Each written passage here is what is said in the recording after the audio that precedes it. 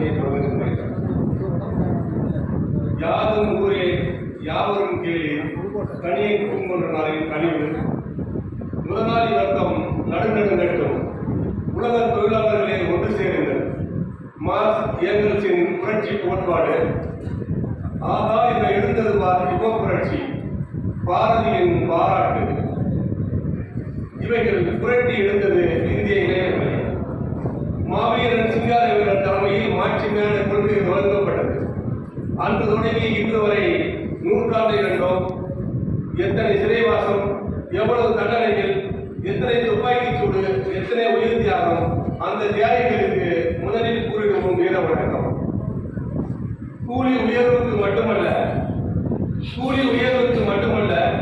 செங்கொடியை இறக்க மாட்டோம் என்பதற்காக பெண்மணியில் எத்தனை உயிர்கள் குடிசைக்கு பொசுங்கி போயினர். வரலாறு தெரியாதவர்கள் வாய்க்கு வர அப்படி பேசுகின்றனர். செயலிழந்து விட்டதாய் செயலிழந்து போனவர்கள் பேசுகின்றார்கள். அங்கிருந்து வர சொல்லி அண்ணாமலை அழைக்கின்றார்.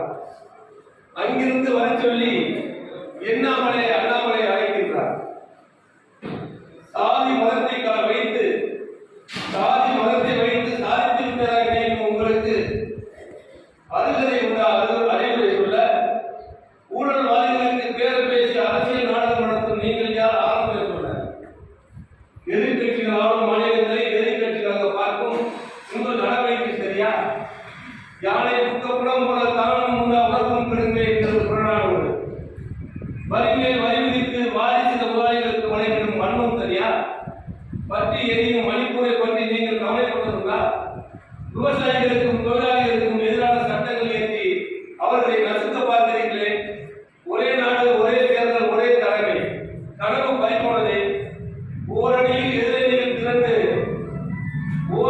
எதிர்கட்சிகள் திரண்டு அதை கண்டு விரண்டு போனீர்கள். எப்போது இந்த அணியை சிதைக்கலாம் என்று முடிந்ததை செய்து பார்க்கிறீர்கள். கட்சி தொடங்கிய போது இந்திய சுதந்திரத்திற்கும் நூற்றாண்டில் மதவாதிகளிடம் இருந்தும் மீட்டெடுக்க போராடுகிறோம்.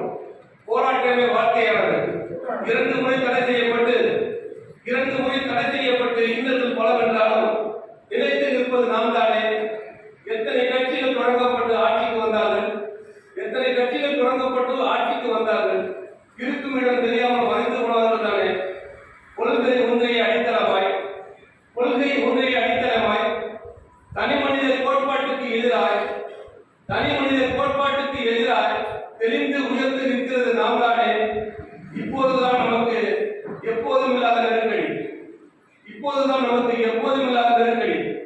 மதவாதிகள் முதலாளித்துவம் பெயரில் முகமூடி அடைந்து வருகிறார்கள்.